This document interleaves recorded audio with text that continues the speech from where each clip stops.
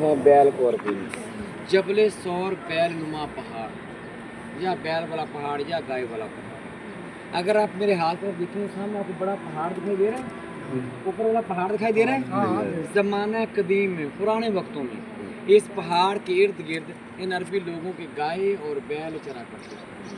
تو اس پہاڑ کا نام پڑ گیا جبل سور بیل والا پہاڑ یا گائے والا پہاڑ. اب اس پہاڑ کی بالکل چوٹی پر آپ دیکھیں, آپ کو پتھر کے دو ٹکڑے پڑے نظر آ رہے ہیں. بڑا اس طرف ہے اور چھوٹا اس طرف ہے. بڑے پتھر کے نیچے ایک اور پتھر ہے, درمیان میں خلا ہے, تھوڑی سی جگہ ہے, ایک لہر ہے, غار سور جسے کہتے ہیں غار سور. آپ ادھر آئے نا, جدھر لوگ کھڑے ہوئے, آپ کو نہ کچھ نہیں. اس پتھر کے نیچے ایک لہر ہے, ایک غار ہے, تھوڑی سی جگہ ہے جسے کہتے ہیں غار سور. غار سور یہ وہ مقام ہے کہ جہاں پہ ہمارے نبی پاک صلی اللہ علیہ وسلم سیدنا حضرت ابوبکر صدیق رضی اللہ عنہ نے اپنی زندگی کے 3 دن اور 3 راتیں گزاری. حج سے بعد جب وہ لوگ پیچھا کرتے کراتے غار سور کے منہ پر آئے تو سیدنا حضرت ابوبکر صدیق رضی اللہ عنہ غم زدہ ہو گئے. کیا ہو گئے؟ نعوذ باللہ. کچھ لوگ کہتے ہیں خوف زدہ. وہ ڈرے نہیں تھے. غم ہوتا ہے دوسرے کا غم لینا, دوسرے کی فکر کرنا. غم زدہ ہو گئے اور کہنے لگے یا رسول اللہ, اہل مکہ کے لوگ تو غار کے منہ پر آ گئے. تو میرے نبی فرماتے ہیں کہ میرے بھائی تم غم نہیں کرو, تم فکر نہیں کرو, اللہ ہمارے ساتھ ہے. اس کار میں اللہ پاک ہماری حفاظت فرمائے گا. حج سے بعد جب وہ لوگ غار سور کے منہ پر پہنچے تو اللہ پاک نے مکڑی کو حکم دیا کہ غار کے منہ پر جالا بن دیا. سبحان اللہ. مکڑی نے جالا بن دیا. سبحان اللہ. کبوتری کو حکم دیا کہ غار کے منہ پر تنکے اکٹھے کرو, گھونسلہ بناؤ, انڈے دے دو. سبحان اللہ. کبوتری نے ایسے ہی کیا. جب اہل مکہ کے لوگ غار کے منہ پر پہنچے تو ابو جہل کیا کہتا ہے, کیا لوگوں آپ مجھے غلط لے آئے. یہ جالا محمد کی پیدائش سے بھی پہلے کا ہے. اگر محمد اس غار میں داخل ہوتے تو جالا ٹوٹ جاتا, انڈے ٹوٹ جاتے, وہ لوگ واپس چلے جاتے ہیں. اب دوسرا واقعہ, تھوڑی ہی دیر کے بعد ایک سانپ نمودار ہوا. کہاں؟ اس غار میں, جو بہت دیر سے انتظار کر رہا تھا, کیونکہ اس نے سن رکھا تھا کہ وقت آئے گا اللہ کے نبی اس غار میں تشریف لائیں گے. وہ ہمارے نبی کے دیدار کے لیے, دیدار نبوت کے لیے رکا ہوا تھا. روز آتا, دیکھتا اور چلا جاتا. اپنی روٹین کے مطابق جب اس دن آیا تو سوراخ بند تھے, سوراخ بند تھے. سانپ کو یقین ہو گیا کہ اللہ کے نبی تشریف لا چکے ہیں. سانپ ہوتا ہواتا اس سوراخ پر پہنچا جہاں پہ انسانی گوشت موجود تھا. وہ کس کا گوشت تھا؟ کس کا گوشت تھا؟ اور بکر صدیق رضی اللہ عنہ کی اڑی کا. کس کا تھا؟ حضرت بکر صدیق رضی اللہ عنہ کی پاؤں کی اڑی کا. تو سانپ کی فطرت ہوتا ہے کاٹنا, ڈنگنا, ڈسنا. تو سانپ نے 3 بار حضرت ابوبکر صدیق رضی اللہ عنہ سے کہا کہ میں نے دیدار کرنا ہے, پاؤں سائڈ پہ کرنا. حضرت ابوبکر صدیق رضی اللہ عنہ بہت بڑے عاشق رسول تھے. وہ نہیں چاہتے تھے کہ میرے عشق میں کوئی دیدار, میرے عشق میں, میرے دیدار میں کوئی خلل پڑے. گود میں تو چہرہ مبارک تھا اور وہ دیدار کیے جا رہے تھے. سانپ نے 3 بار کہنے کے بعد کاٹنا شروع کر دیا. 1 بار کاٹا, 2 بار کاٹا, 3 بار کاٹا, تو درد کی شدت بڑھ گئی.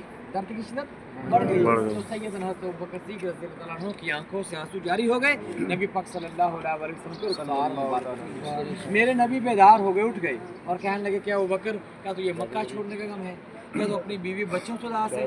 تو صدقے جاؤں حضرت ابوبکر صدیق کی شان پر. کہتے ہیں یا رسول اللہ ایسی بات نہیں ہے, میری بیوی بچے آپ کی راہوں پہ قربان, آپ کے قدموں پہ قربان. کوئی زہریلی چیز ہے جو مسلسل مجھے کاٹے جا رہی ہے, درد کی شدت بڑھ گئی ہے, اس لیے میری آنکھوں سے آنسو نکلے ہیں. تو میرے نبی فرماتے ہیں کہ میرے بھائی پاؤں سائڈ پہ کر. پاؤں سائڈ پہ کر تو سانپ نمودار ہوا. تو میرے نبی نے فرمایا کیا سانپ تجھے معلوم نہیں ڈیڑھی کس کی ہے؟ تو سانپ نے معافی مانگی. سانپ نے معافی مانگی. کہا کہ یا رسول اللہ مجھے معلوم تھا, میں تو احتجاج کر رہا تھا آپ کے دیدار کے لیے, دیدار نبوت کے. سبحان اللہ. سبحان اللہ. تو میرے نبی فرماتے ہیں سانپ کو جاؤ. سانپ چلا جاتا ہے. نبی پاک صلی اللہ علیہ وسلم اپنا لب مبارک حضرت ابوبکر صدیق گیڑی پر لگاتے ہیں, اللہ پاک شفا دے. سبحان اللہ. سبحان اللہ. میرے نبی نے اللہ سے دعا کی, کہ اللہ میں ابوبکر صدیق سے راضی ہو گیا, آپ بھی راضی ہو. سبحان اللہ. سبحان اللہ. نازل ہوتا ہے اور کہتا ہے یا رسول اللہ, اللہ پاک نے آپ کی دعا قبول کر لی. ابوبکر صدیق اس غار میں تمہارا ساتھی ہے اور جنت میں تمہارا ساتھی. میرے بھائیوں, میری بہنوں, میرے بزرگوں, यहाँ पे हमारे नबी पाक सल्लल्लाहु अलैहि वसल्लम की दुआ कबूल हुई। इंशाअल्लाह हमारी भी जरूर होगी इंशाअल्लाह इंशाअल्लाह। हम भी उसी जगह पर हैं, उसी बस्ती में हैं, उसी मकाम पर हैं। सब बहन भाई मेरे साथ मिलकर दुआ करेंगे। बिस्मिल्लाहिर्रहमानिर्रहीम। हाँ कर रहे हैं, मुँह उस तरफ कर लें, मुँह उस तरफ कर लें, आप मुँह उधर कर लें।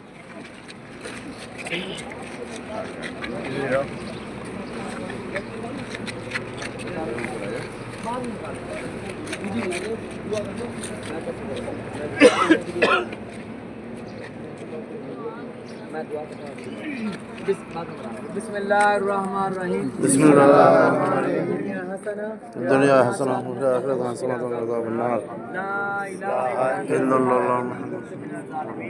या अल्लाह पाक इन तमाम हुजाए कराम के हाजिर को कबूल और मंजूर आमीन अल्लाहुम्मा या आमीन। अल्लाह पाक हम गुनाहगार हैं, सयाहकार हैं, गंदे हैं, मंदे हैं, जैसे भी हैं तेरे नबी करीम सल्लल्लाहु अलैहि वसल्लम के उम्मती जो हैं, या अल्लाह इस मुकद्दस रिश्ते के सदके हमारी खताओं को माफ फरमा। आमीन अल्लाहुम्मा आमीन। गुनाहों को माफ फरमा। आमीन। जाने में किए जो अनजाने में किए सब गुनाहों को माफ फरमा। आमीन। या अल्लाह पाक हमारे कब्र के मंजर, हश्र के मंजर, रात के मंजर सब मंजिल आसान फरमा। आमीन या अल्लाहुम्मा अल्लाह आमीन पाक जब हुजाए कराम घरों से निकले थे, इन जो हुजाए कराम ने, जो दोस्त अहबाब ने इन तेरे मेहमानों को इस उम्र में भी दूल्हा बना के भेजा है, या अल्लाह पाक उनको भी अपने घर की ज़ियारत नसीब। आमीन। या अल्लाह पाक इन तमाम हुजाए कराम के आल औलाद को अपने घर की ज़ियारत नसीब। आमीन। या अल्लाह पाक इन तमाम हुजाए कराम को हज की भी साथ नसीब। या अल्लाह पाक हमारे घरों में जो बीमार है उससे तो तंदुरुस्ती व लंबी ज़िंदगी अता फरमा। जो हमारे दुआ है कि दुनिया से रुखसत होकर उनको जन्नत फिरदौस में आला मकाम अता फरमा। या अल्लाह तू तो रहमान है, तू रहीम है, तू करम करने वाला है, तू रहम करने वाला है। या अल्लाह हमें तुझसे डर लगता है तो कहार भी। या अल्लाह तेरे मेहमान हैं, तेरे दर पे आए हैं, तेरी चौखट पे आए हैं। या अल्लाह इन्हें नहीं मालूम इंसान तो गलती का पुतला है।